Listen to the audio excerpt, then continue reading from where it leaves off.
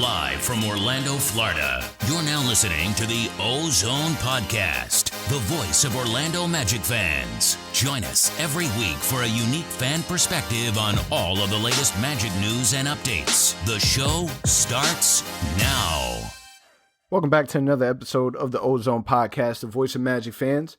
In the virtual studio today, we have Al, myself, Anthony, and today is February 11th. We are recording this Thursday afternoon, just a couple hours before our tip-off against the Golden State Warriors. And man, it's been a tough week since we last spoke. Things keep getting worse and worse. This injury bug keeps on hitting us, and I cannot explain it at this point. Yeah, man, it's a rough time to be a Magic fan for sure. We're going to get into more details in just a moment, but before we do, earlier today I had posted on the Orlando Magic HQ Instagram page that the Magic are in the market for a new arena naming rights partner. What does that mean? That means that the contract with Amway, our extension through that we did back in 2019, runs through 2021 to 2022. So that time is almost up. So it had me thinking. The Amway Center name, has been tied to this new arena since it was built. What in the world would we change that to where it would sound acceptable? So ever since I saw that post that you posted this afternoon, I've been thinking about it. What kind of company would make sense? What name would make sense in this arena? And my hopes would be that it would be an Orlando-based company. I would want to see something local representing the Orlando Magic. A name that I found online, I started searching for Orlando-based or Florida-based, Central Florida-based companies. And one that came to mind was Publix. They are based out of Lakeland. Okay. And I'm like, hey, that would be interesting. We all love Publix. We love their subs. Why not? And of course, we've seen a lot of responses on that post in Magic HQ. Disney, another one that kind of keeps being thrown out there. Especially if you can somehow nickname the arena rather than have like a Disney arena. Instead, have it called the Magic Kingdom or something like that. That would be kind of cool. What about you? What do you think would be an acceptable name for this arena? I mean, that's dope. I think that if something like Publix happened, then they need to kind of take that with stride and just run with it, right? So instead of doing 50% off pizza, do 50% off Publix subs. That's something that needs to 100% happen, right? In regards to Magic Kingdom, it makes sense. We got Disney patch on our shoulders. We're sponsored by Disney. When you go to the arena, it's Disney stuff everywhere. So obviously Orlando, the Disney World has a lot of invested with the Orlando Magic. But when it comes to like the name Magic Kingdom, it kind of reminds me more of a nickname very similar to what the Toronto Raptors have with the Jurassic Park, right? I kind of wish that we would take more advantage of that type of nickname. That would be really something that could be our own thing. But and thinking about different names, man, just nothing sounds right to me. I really like the Amway Center. Obviously, if we're thinking about something brand new, who in the world would choose the Amway Center? Amway obviously has ties with the DeVos family, and that's kind of why that was there. I think that if you're going to do anything, if you are going to change a name, and it doesn't have to necessarily be a sponsor, I would love it for the Magic to kind of just go old school and just call it back the Arena. Or Steven from the Close Up Magic, he had indicated something like the TD Waterhouse. That was a really big name before they blew that arena up. So go back with the old school. Do what the Hawks did. Go back with the old logo. Bring back the old throwbacks. Like, that would just be an amazing environment altogether. Bring everyone together, fans from old, fans from new, and just make it all in one. That'll be amazing. I mean, I'm definitely 100% down for the rebrand, going back to the old school jerseys and arena, all that good stuff. But we got to be realistic though, man. Like, it's all about money these days, and they're gonna want their whatever it is they're paying this day, $100 million for that naming rights. So we know a company's coming. It's just, again, I hope they don't blow this and it's not some random technology company with a random name. Like we won against. Never heard of. Yeah. Not no dating website. No. Like none of that. None of that. Not no Smoothie King. Like, what is it? The Utah Jazz have, like, is it the Vivint Security Arena or something crazy like that? I'm like, nah, man. Like, so that's why I hope it's something local, something that we can all kind of rally behind. So we'll see. I mean, some things like that might work, like the Golden State Warriors when they were the Oracle Arena or whatever. That name isn't something that really kind of jumps out at you, but I guess it kind of works for them. I just hope that it's a little more creative and not something like Advent Health. We already know that they're sponsoring the practice facility that the Magic are building. They're going to be on our practice uniforms. I just hope there's something outside of that. But now that you mentioned the Warriors, you know what it is? The Warriors made that name cool because they became who they became, right? Like they made 3-point shooting what it has become in the NBA today. And the fan base made it, what it became the Oracle. Like, how loud that place was. So it can be named whatever. At the end of the day, it's going to come down to us as Magic fans embracing it, making it a place that we say, hey, that's our new arena now. And the team as a whole, if we can perform, and we know we're building this new young core. We'll talk more about that in the episode today. So I think a lot of changes are happening over the next, 24 months? You got Clifford, last year his contract, the front office, last year other contracts, Fournier, last year his contract. Like it's a lot going on over the next 24 months for us. So it could be kind of fun to see this rebrand happening, even with the name of the arena also maybe possibly changing. I don't know, man. It sounds like they got a lot on their plate as it is. Maybe trying to find a new business naming partner right now isn't the best time. We need to focus on the team and get the team better and then come up with a name. How about that?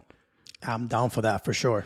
Because if you have an arena, like let's just say that they decided to do Advent Health Arena or whatever, man, you better have the healthiest roster in the history of the NBA, because you cannot go with a name branded from some hospital and then, not have a clinically positive medical roster on the court. It's just, you can't do that. Or the other way around.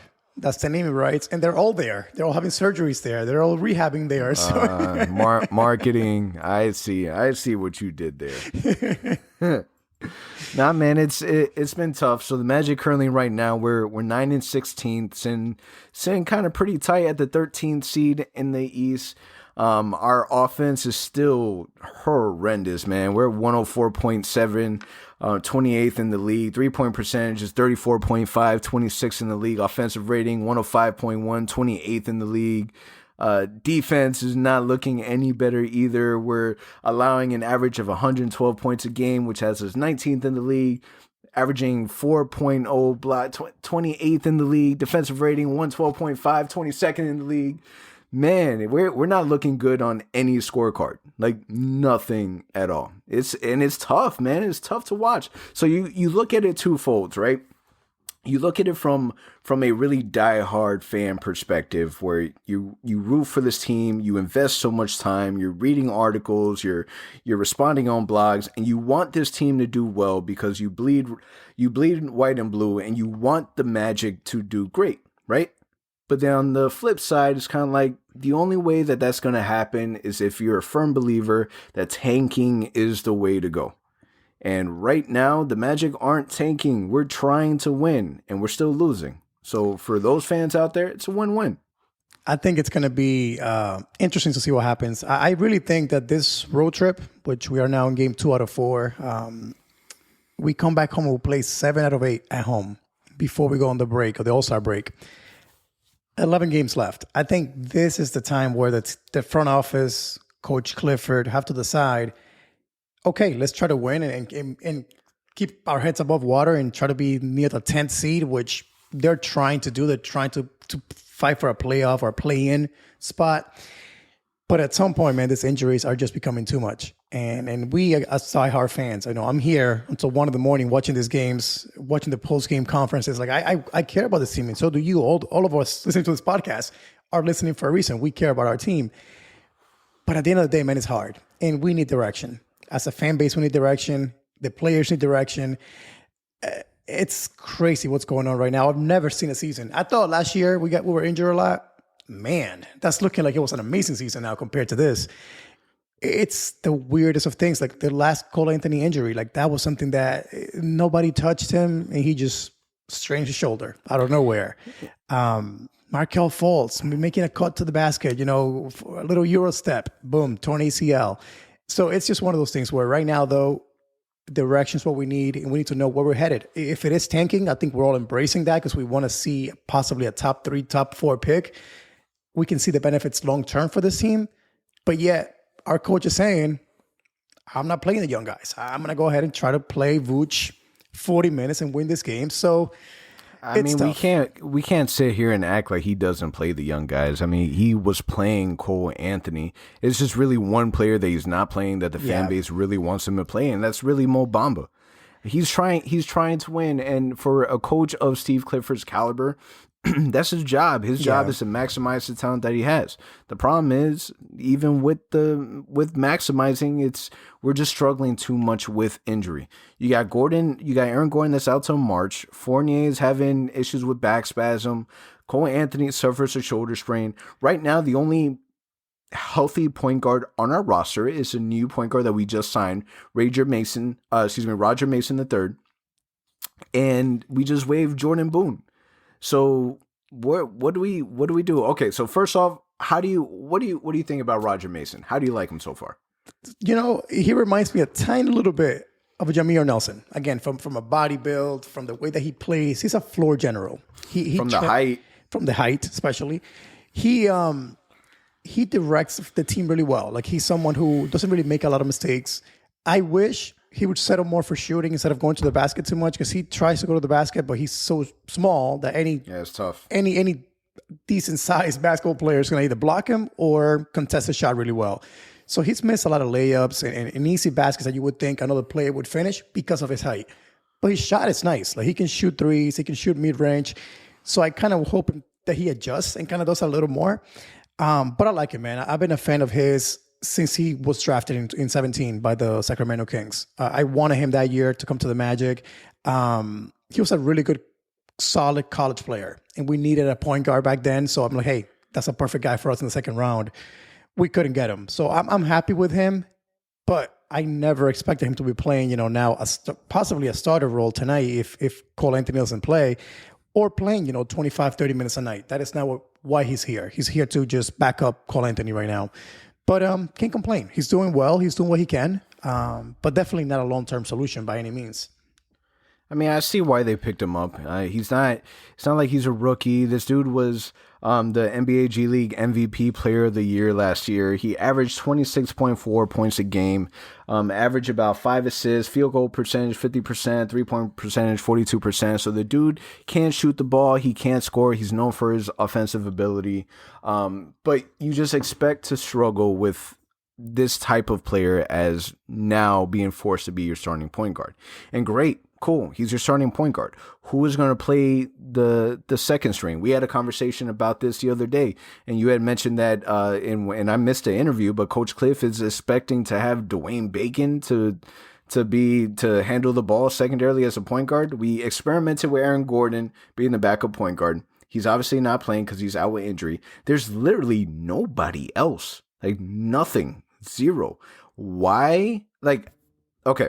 One of the things that frustrates me about Cliff is that he is so gung-ho about just keeping Terrence Ross as like the second string. Like, we know that there's night and day between Terrence Ross and Dwayne Bacon, but yet Dwayne Bacon is starting and Terrence Ross is coming off the bench. Why is this man not starting? And if you're going to have somebody that's not a point guard handle the ball primarily as your second string, is it me, or should we not give that to Terrence Ross over Dwayne Bacon? Why is that not happening? I would think so too. I would 100% agree with that. And I mean, I think it goes back to the fact that Clifford trusts Dwayne Bacon. He coached him in the past. But when he said after Cole got hurt, he mentioned that he may actually use Dwayne Bacon as a backup point guard to some degree. I'm like, how? This dude, I mean, I like what he's brought to the team. He's been better than I expected. But one thing you cannot deny is he's not looking to pass the ball. He's not looking to create off the pick and roll or go to the basket and kick it out. He's there to hit his tough contested layups and to hit his mid-range shots. He's not there to make other teammates better. But I guess at this point, we have no choice, man. We have nobody to play the backup point guard position right now. So I guess we may have to. But like you said, I would think Terrence Ross would be a better option in that role. Yeah, man, it's tough. So they just came out with the injury update for tonight's game. You have Al-Farouq Aminu that's out, Cole Anthony, Michael Carter-Williams, Evan Fournier. So 4 players that you already know are able to contribute that they're going to be missing. Not having Cole Anthony in your roster, I'm stressed out to even think about how crazy Steph Curry is going to go off today. I'm sure that kind of makes you a little bit happy, Al. You're a low-key, diehard Steph Curry fan. And it's tough because a player like Aminu that hasn't played since November 29th of 2019 gets his first game back, and he literally doesn't last more than 5 minutes. That's insane, man. I just saw the same tweet right now, and again, I kind of expected Cole to not play again. I know they're trying to be safe with him. MCW we know about, but man, Aminu played 5 minutes, and he couldn't make it through that. My thing is this though: what happened to this guy? As far as I know, it was a torn meniscus, which is a typical NBA injury. Like, those guys come back in 2 months and they're ready to rock. This dude has been out for 14 months, and he cannot stay on the court. Like, I don't understand it. Yeah, man. Let's be clear. These players that are not playing, they're not out because of tanking reasons. This is not a strategy to tank. These players are hurt. They experience actual injuries. So it's tough, man. MCW, we're hoping that he'll be ready to go. But even still, man, MCW, as much as I really like him as a player, and he's a cool dude. He was a guest on our podcast about half a year ago. He's not going to take this team to where we need it to be. He is a major upgrade over Roger Mason. So we'll see what ends up happening. The good news is that Cole Anthony's injury, they say that he didn't need to undergo any type of MRI, so it doesn't seem like it's crazy serious, more of a precaution. So that's some good news. And obviously we got Chuma Okeke back in the roster that, it's really nice to see him on the court because he does bring a lot of good things to the team. Yeah, man. I just want to see this team get healthy to some degree. And guys like Cole Anthony got to play, man. Like, I hope, thankfully, his injury wasn't worse, because that's the one guy that honestly has me watching the games right now. Him, Chuma Okeke. Eventually, we'll see Mo Bamba out there if the team continues to lose. Like, those are the guys that really are drawing me to watch these games. And if we don't have Cole out there tonight and, and it's a long-term injury, like, it's hard to turn into a Magic game right now. No matter how much of a fan we are, it's difficult. But yeah, definitely lucky that he is not out for longer. And let's see, we do play tomorrow again. So it could just be that, hey, take an extra day, tomorrow you play. So hopefully that's the case. Yeah, and definitely before his injury, Cole Anthony was just playing really good. You can tell that the game is starting to slow down for him. It wasn't as much as a reaction from the fan base his first couple of games starting, to where now he's starting to get more comfortable. He's starting to get to know his teammates a lot better. And just recently on NBA.com's rookie ladder, he made it to the top 5. So right now they have ranked Lonzo Ball, that there's just, the dude has a lot of hype, but he is leading the rookies in just about every category. So you got him number 1, Halliburton number 2, Anthony Edwards 3, and then Cole Anthony sitting at 4. And I would imagine, we didn't put down number 5, but I would imagine you got Wiseman at 5. But the fact that Cole Anthony is at number 4 is awesome. He's getting the respect that he deserves. Bleacher Report, they came out recently with an article of redrafting the rookie class, and they had Cole Anthony being drafted at 6 instead of 15. So obviously, his stock is rising. He's a lot better than people expected. Do you think that he should be higher than 4? I think it's fair, to be honest with you. I know Edwards has been playing a lot better as of late. Sacramento's winning a lot, so it explains why Halliburton is number 2. And Lonzo Ball, man, not for nothing, I'll be the first one to admit it. I really did not see his game translating from somewhere random in Europe and coming to the NBA and dominate the way that he has. I mean, I saw him live a couple of weeks ago when Charlotte was here, and I wasn't impressed. Even in warm-ups, like, he wasn't hitting threes at this like high level. His body is not NBA ready. I don't understand it, to be honest with you. Like, this guy has just the instincts of a great basketball player. But if you were to just see him out there warming up in practice, whatever it is, he doesn't give you that vibe. His body language is kind of nonchalant. So it's weird, but he's making it happen for Charlotte. I mean, they're in the playoffs right now. He is playing really, really well as a starter. He deserves that. And again, the rest of the guys above Cole right now, are there for a reason. Now, if Cole continues to play the way that he is, what's not going to help him is the Magic are losing so much, unfortunately. If the team was better, he would be up there in the rankings a little more, I think. But as a Magic fan, I'm excited, man. We got this guy at number 15, and he's going to be, for sure, by the end of the season, a top 4, possibly top 3 rookie. We were due one of those, man, because usually it's the other way around. We pick a guy at 6 or 5, and they end up being considered a 15 or 12 pick in the draft. So we were due for one of these guys. So I'm really happy for Cole and what he's done so far for us. Yeah, I mean, Cole's awesome, man. I'm, again, super happy with the pick. Obviously, there's still a lot of time for growth and development. Who's to say that these are going to be the top 4 players 5, 6, 7 seasons from now? What I can't say is he's getting a different type of experience than the other 3 players that we mentioned on here. I mean, the point guard role is such a difficult role, and being the only guy there, like not really having that support system after him, it's tough on anyone, and even more so, on a rookie. But Lonzo Ball, I to me, he was the only sure shot I saw from the draft class. He was the only one that I thought that you knew for a fact that you were going to get a stud, and I'm not surprised by it. He's, again, leading rookies in all categories. Earlier today, I saw somebody make an edit of him being, very similar to Penny Hardaway. I thought that was funny. I sent it to my boy, and he told me to not talk to him for a week because that's just ridiculous. But do I think that he should be higher? I think the top 4 is that 4th spot is a good spot for where he's at right now and how he's playing. Yeah, I agree. Now, there was some interesting rumors that came out recently on the Magic possibly in trade talks. This is from I want to say it was Legion Ross, about the Magic inquiring about Derrick Rose, and also some talks from Scoop B, who had mentioned Lonzo Ball and the Orlando Magic.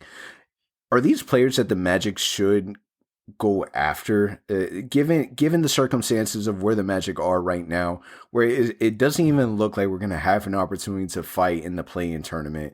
The season, it kind of feels like we're just trying to get by and make it to the following season. That way you're able to get back Markelle Fultz. But should the Magic be at least engaging in trade talks to see what they're able to do and what they're able to get? I guess as a fan, I like the fact that they're engaged. They're talking to these teams, if they are. I mean, many times I don't believe rumors when they mention the Magic because we know how tight they keep information. We know that as a fan base.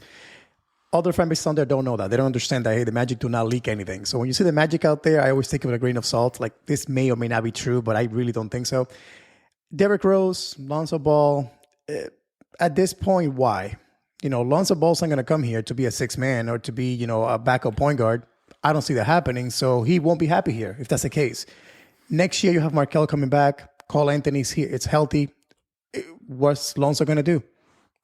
And isn't he a free agent too at the end of the season? So he's going to demand some money. It doesn't make any sense. The type of guys I want us to acquire right now, if we do make a move, is young guys with potential in positions that we need. That being shooting guard, small forward. Because again, I think that we have a solid foundation at the center position, power forward, and point guard at this moment. But the rest is kind of up in the air. So that's my thinking. I like the fact that they're talking, but they shouldn't be targeting guys to save this season. To me, it's all about next season and beyond. Yeah, man, I'm gonna throw out a name out there because so when the Derrick Rose rumor came out, it came out about 4 days ago, and literally after I posted it on the Magic HQ Instagram page, less than an hour, Derrick Rose was already traded to the New York Knicks, right? So do I believe the rumor? Not really. I think that if there's any point guard right now that's in the NBA and they're available for any type of trading, the Magic are going to be linked to it because obviously we don't have a point guard right now. But now they have kind of a logjam over there in New York. An interesting name that I'm going to say that's a little bipolar with the fan base, but I'm going to say it anyways. Orlando native Austin Rivers. Yes, sir. I tweeted that this afternoon. He can shoot, he can create. He's an offensive type of player. He can play multiple positions. He can play the point guard. He can play the shooting guard. Could the defense be better? Absolutely. But he brings offense. I still don't understand why there hasn't been any talks about Orlando and Orlando native Austin Rivers? Why? It makes a lot of sense. And that's the type of guy that I'm talking about. It's a guy that you don't only bring for this season, but also for years beyond. He would be happy here. Again, he played high school basketball in Orlando. He was raised here, and he brings what we need. Again, is he the best defender out there? No. Is he the perfect player in our team? No. But what does he do? He solves a weakness. Right now, this team cannot score. So if you can bring in a guy that can score 10 to 14 points a night off the bench, heck, as a starter, like you can start him at the 2 and put Fournier at the 3. Like that would be a much better lineup than we would have right now. So it makes a lot of sense. I also, before he got traded, I also thought about trading for Dennis Smith Jr. It's a trade that we've heard about for years and years and years. This would have been a perfect chance to say, hey, Dennis, show us what you got. Go out there and ball out. Unfortunately, Detroit got him first. Is it me, or do I not watch enough Dennis Smith Jr. games? How in the world did Dennis Smith Jr. get you Derrick Rose? He didn't. They did it just for salary reasons. He hasn't played with the Knicks. He actually asked the Knicks to send him to the G League because he wanted to just play basketball. But shouldn't a player that doesn't have, and I wish we would have had this conversation with Keith, because I would have loved for Keith Smith to kind of weigh in on that. I like that philosophy. Who did that was Dwayne Dedman. Dwayne Dedman did that when he played for us, and he was like, man, I'm not playing enough. Send me to the G League. And what did he do? We sent him to the G League, and he balled out. Yep. Bring your ass back. You did great. Come back. That's what players should be doing. And I kind of feel, I'm going to throw it out there, I kind of feel that should be communication that Mo Bamba is saying right now. Listen, we talked about this last year at some point, and we got killed on the podcast for saying this. Like, hey, like, do we think Mo Bamba should spend some time in the G League? Right now, Mo Bamba should do it not because he may feel that way, but just to stick it to the Magic. Hey, you're not playing me. I want to play ball. Like, I'm down the street. I can go to Disney and play ball right now. Like, but either way, it's not going to happen. But that's the mindset that I would love to see from Mo Bamba right now. Like, hey, I want to play ball. It's not going to happen, but imagine if he did. He went down there, one game, dropped 45 and 30 rebounds. Like, dude, play me. I'm valuable. Exactly. Because in the little bit of time that he does play, and we're going to talk about that more in a little bit, but the little bit of time that he does play, he's making a case for himself that he should be in the rotation. Steve Clifford had made the comment in the interviews, if anyone is trying to figure out why isn't Mo Bamba playing, it's because Coach Clifford, in his mind, believes that the center position, and he's not wrong, the center position is the strongest position on the roster, right? Nikola Vucevic, obviously playing crazy. Ken Birch is playing really, really well. He's playing probably his best season in his NBA career, and he's playing good. And he's saying that there's just not enough time for Mo Bamba. But my argument is you didn't invest a top lottery pick on Ken Birch. You spent that on Mo Bamba. Mo Bamba is still considered your future. I don't understand the disconnect, and I don't understand why they're lacking in opportunity. Do we really have to wait for a blowout? Do we really have to wait for an injury to happen? Do we really have to wait for somebody to be in foul trouble to get this man on the court? And not only that, but it hasn't been fair to Mo Bamba. I'll be honest with you. This guy did not lose his role as a backup center in our team because he was playing poorly before COVID, before the injury back in March. He lost it because he got hurt, right? So think about Chuma Okeke. He was playing backup power forward for us.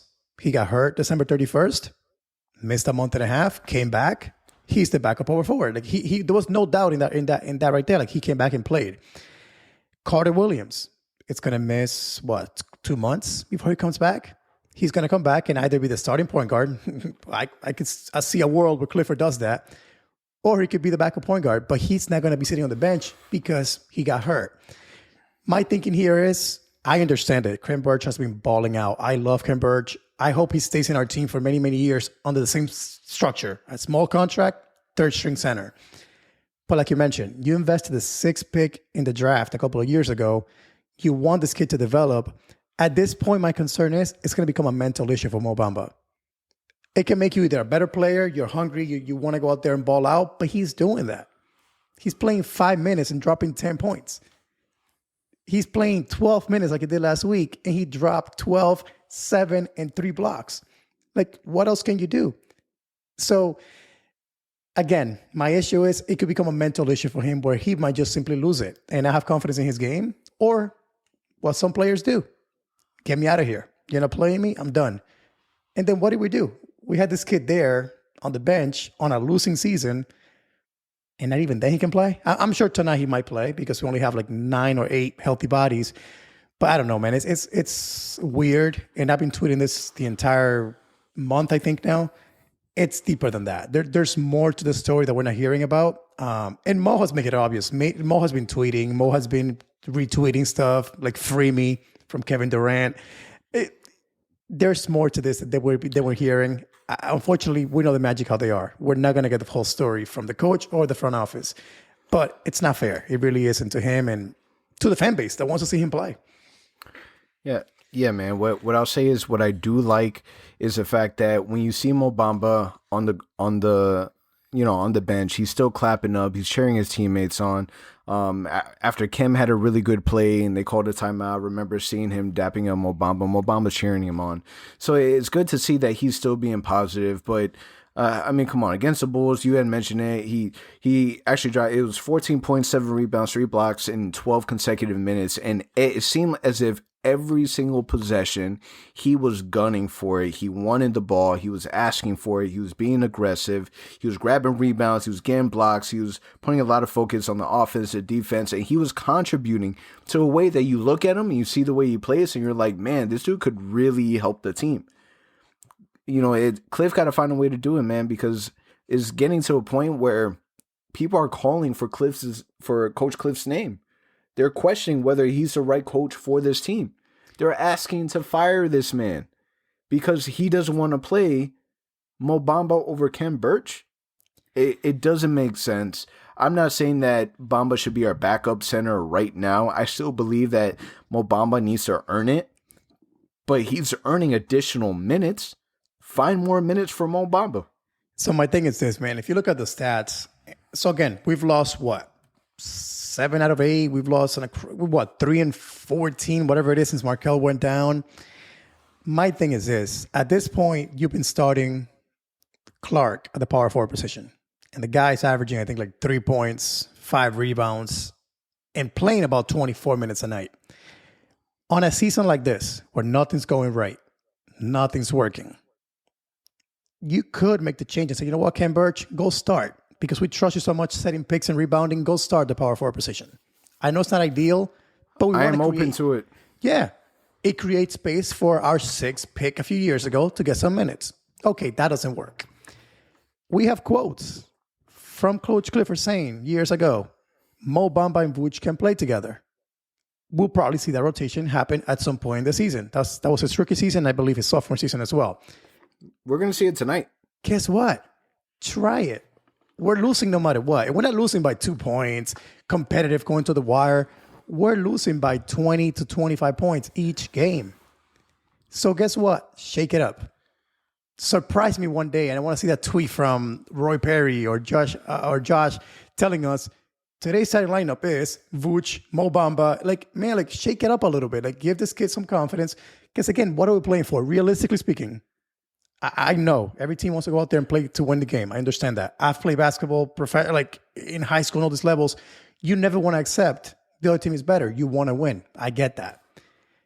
But the reality is, also accept reality. We're hurt as hell. We have no healthy bodies. What do you do then? As a coach, roll with the punches and adapt. But that's one thing that Clifford has never done for us. He's never been able to adapt. He has his rotation set. Vuce is going to play from the start of the first quarter to the 5-minute mark.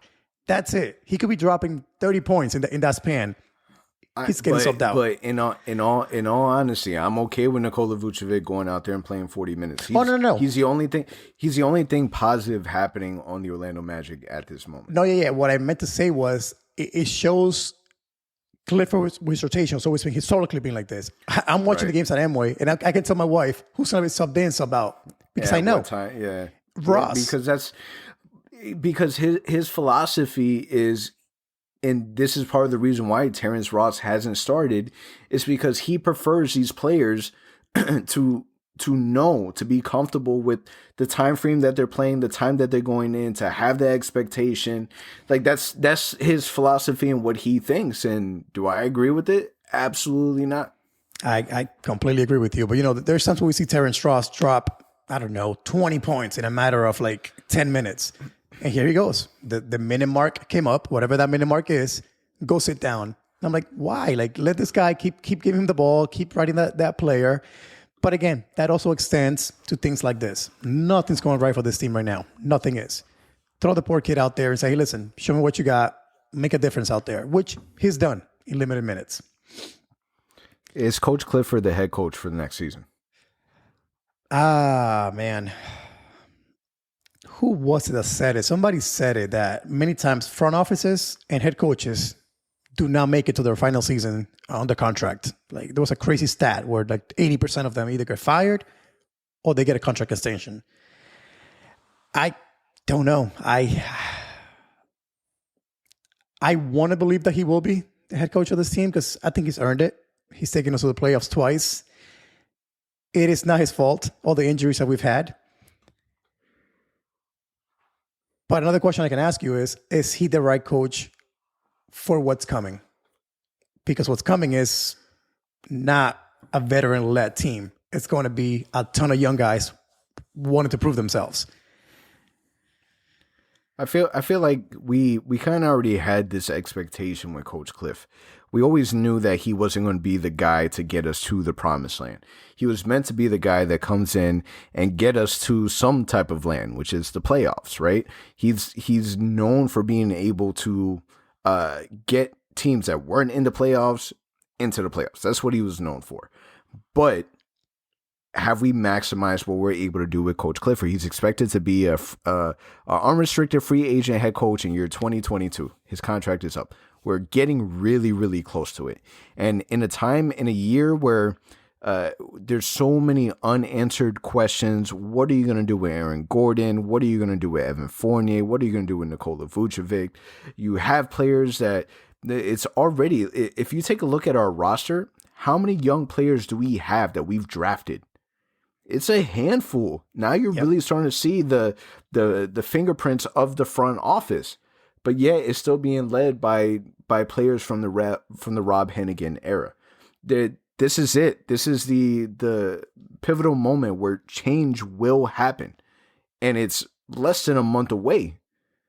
I think that the front office needs to take a really, really good look and see if maybe if this is really the right. Do I still think that he's going to be the coach next season? Yes, I don't think he's going anywhere, because as much as we don't like it and don't want to believe it, we've been hurt with injury, and I hate to say that is worth a free pass, but I think that's the way that the front office really looks at it. What could have Coach Cliff, or any other coach for that matter, done differently for the season to be different if you have these many players being affected by injury? Yeah, I agree with you. I mean, we may not like it. We don't want to hear that because we've heard the same excuse or the same reality, because it's really a reality of the injuries delaying that next kind of step in our franchise.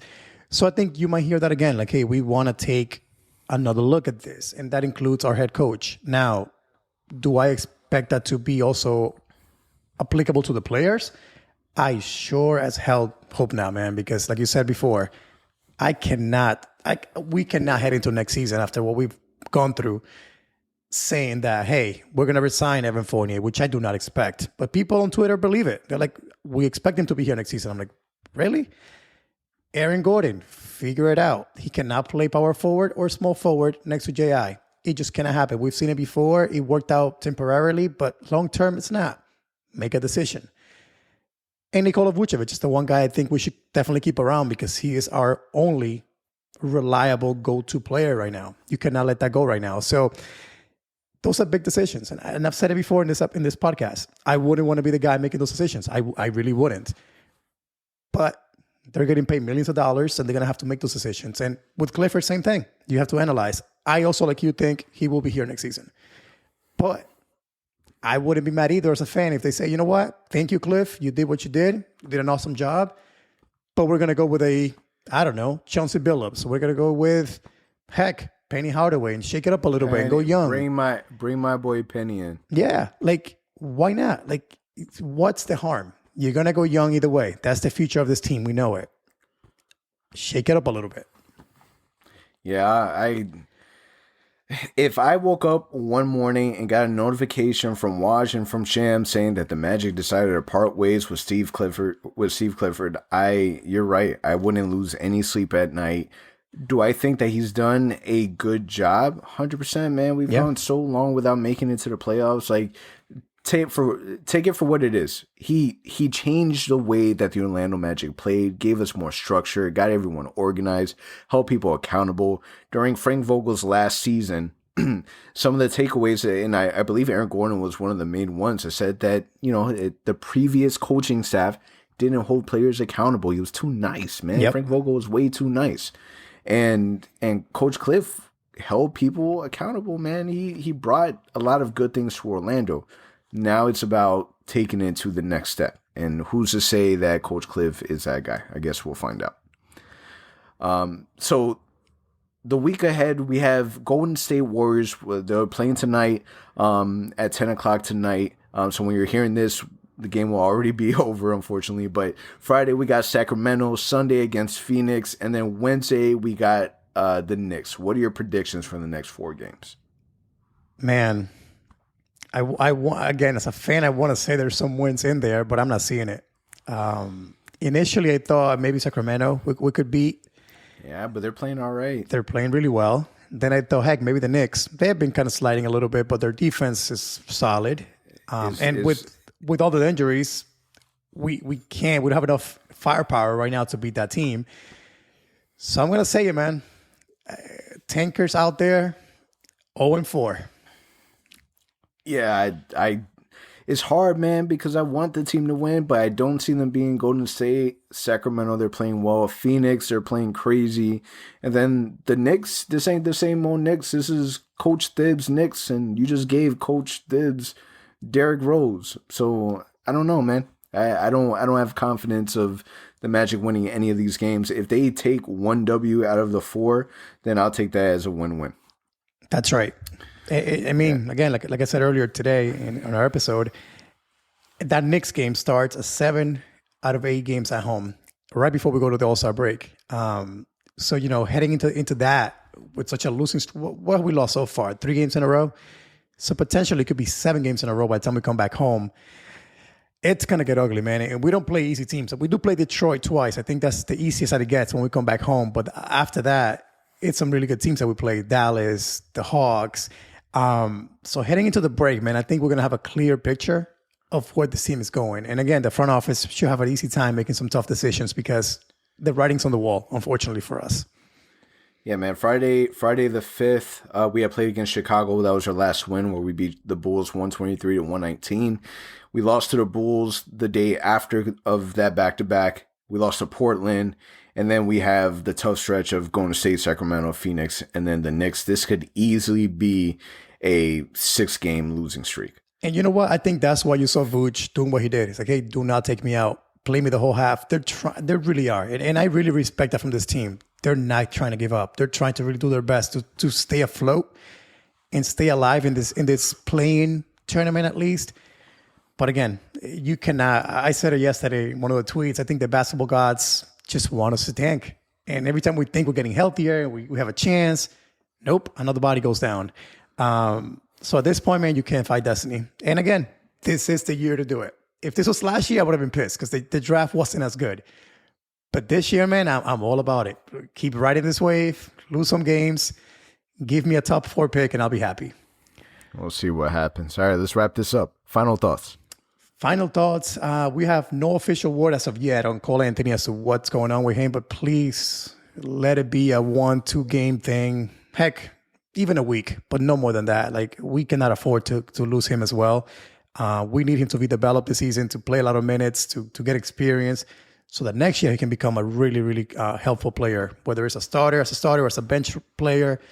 But we need him to get all this practice that he can while this team is struggling. So that's my takeaway for this episode is please be healthy, Cole Anthony. Yeah, the fact that Nikola Vucevic playing as good as he is, not even in the consideration for being an NBA All Star by the fans, I think is I think it's messed up, man. It's the one and only thing that, a player like Nikola Vucevic who's playing on a bad team, I already feel bad that we're wasting away one of his prime years. That he's a player that definitely deserves some recognition from the NBA, and that's to be considered an NBA All-Star. Even Magic Johnson just recently tweeted that that Nikola Vucevic has been playing great basketball, and he's definitely underrated. If you don't believe it, this man is top 5 center in the NBA, and I'm not going to put him in any specific order. He's just great at what he does. For any type of hate this guy gets, then you really just don't understand the amount of effort and work this dude puts in. And he's been with us for 10 seasons, man. This dude deserves your respect. He's an all-star in my eyes, and we'll end it with that. Thank you guys for listening to today's episode. It's a wrap, man. Peace. Thank you for listening to the OZone Podcast, the voice of Magic fans. Follow us on Twitter and Instagram at the OZone Pod. And remember to subscribe and leave a 5-star review on all your favorite podcast listening platforms.